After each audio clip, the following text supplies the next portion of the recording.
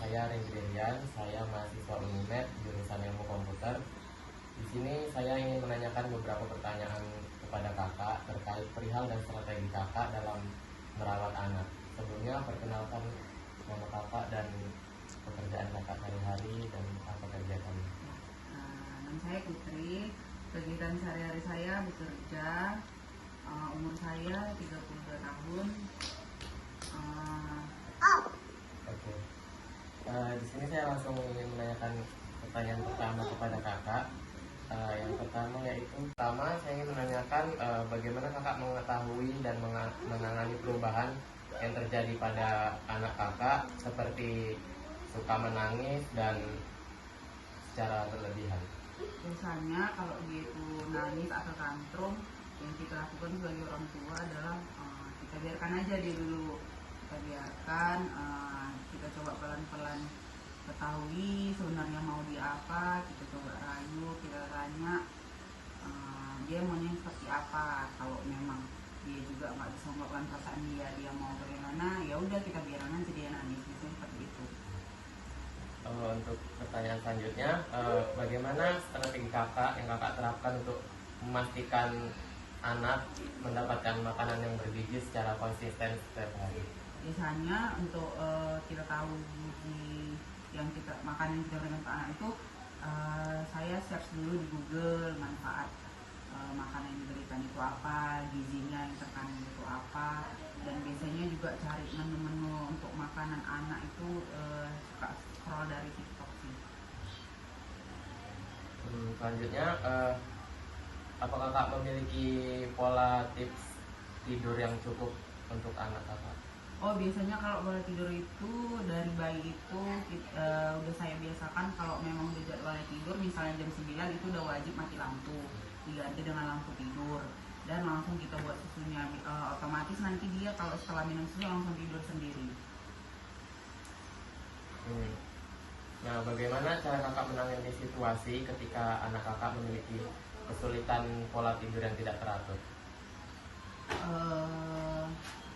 Kalau dia mengalami pola tidur yang tidak teratur, biasanya ya dibiarin aja dulu, nanti sampai dia capek sendiri, pas dia juga akan tidur sendiri. Itu aja sih.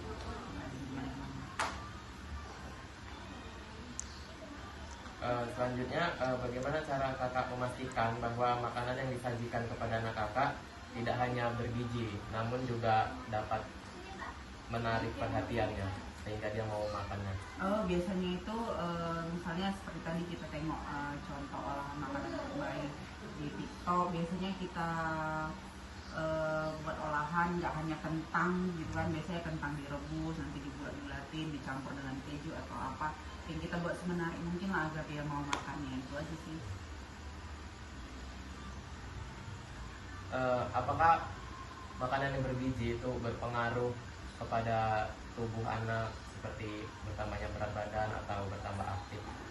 Oh, sangat-sangat berpengaruh sih, apalagi kalau biasanya dia dulu sewaktu MPASI itu sering saya kasih kayak ikan salmon, gitu, kacang merah, itu kan sangat membantu untuk tumbuh kembang anak kan, untuk otaknya lah terutama gitu kan. Makanya ya saya juga percaya untuk nggak selama masa MPASI itu nggak asal-asalan ngasih makan untuk anak gitu.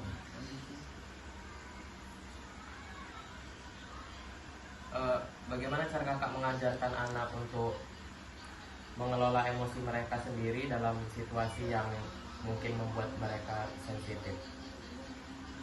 Biasanya seperti tantrum itu tadi, ya udah kita biarin aja gitu, namanya juga anak-anak kan, ya kita biarin aja dia itu mau gimana, nggak ada yang diatur-atur gimana kali sih. Selanjutnya, apakah menurut kakak sendiri tingkat kesadaran orang tua terhadap pemantauan pertumbuhan anak itu penting? Gimana tuh?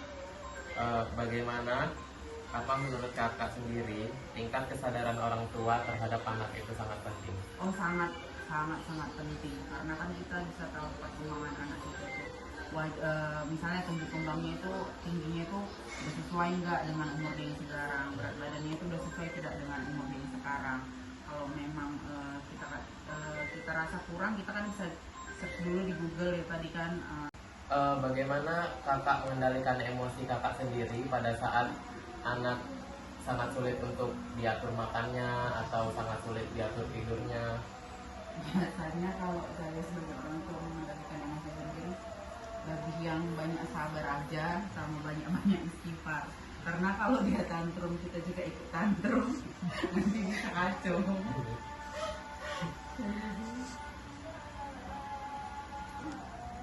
Sampai saat ini, apakah kakak menggunakan sumber daya digital lainnya untuk memantau pertumbuhan gizinya? Nggak ada sih. Nggak ada. Jadi di sini kami ingin menawarkan aplikasi tentang tips parenting, cara merawat anak yang baik dan benar. Harapannya aplikasi ini bisa membantu kakak dan memandu kakak sedemikian rupa untuk merawat anak kakak sehari-hari. Pada aplikasi ini kami menaruh beberapa informasi seputar tingkah laku anak, makanan bergizi bagi anak, tingkat emosi anak, berat badan yang ideal untuk anak, serta bahkan tips cara mengatasi emosi orang tua di tengah keruhnya merawat anak.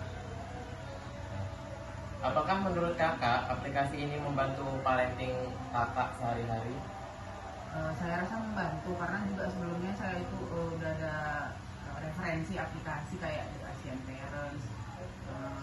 Itu sih biasanya yang sering saya lihat.